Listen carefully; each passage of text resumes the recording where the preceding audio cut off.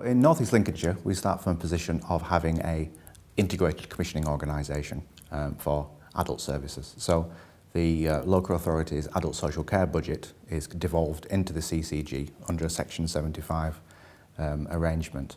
And that allows us to create a single strategy to try and shape the place using a single voice and a single direction.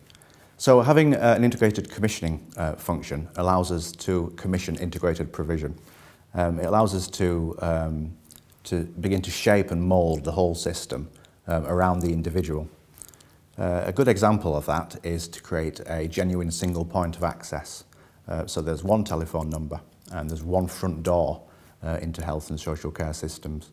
So for the individual service user or patient, they don't have to kind of think about who they should phone in a particular situation because the communication, the message is now embedded in North East Lincolnshire that there is one single number for that.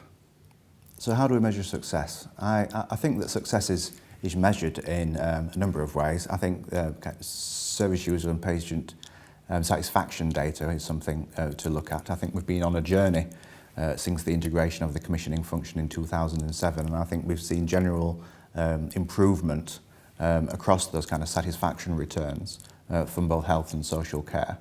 And of course we kind of continually benchmark ourselves against other areas to see how we're doing, and I think that we would like to argue that some of the improvement that you've seen since 2007 is down to the integrated model that we've put in place.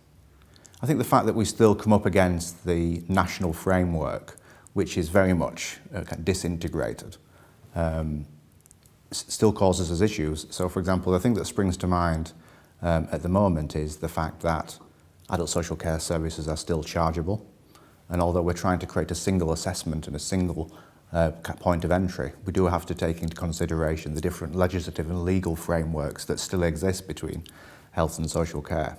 So there are still national barriers which need to be addressed before we can achieve genuine integration on the ground. I think whenever you try and put together two organisations and two different cultures and two histories and two traditions, it's going to be an uneasy time. I think though, since we did that and created the social enterprise model, I think that staff now feel at ease within these new organisations and can see the benefit of working together with colleagues that they perhaps wouldn't have necessarily been co-located with in the past.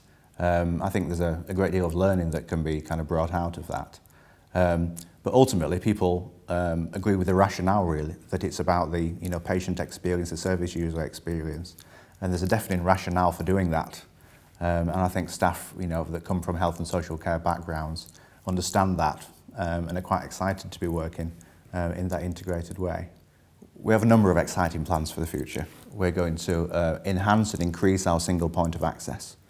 We're going to roll out further our single integrated electronic case management system.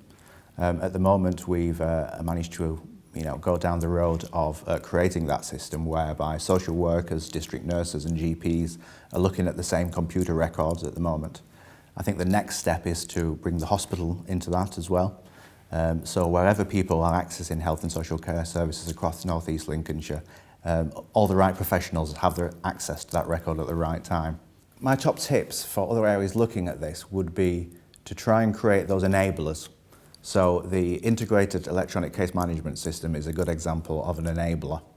Having staff looking at the same record and populating the same record and keeping it up to date almost kind of forces people into work in an integrated way.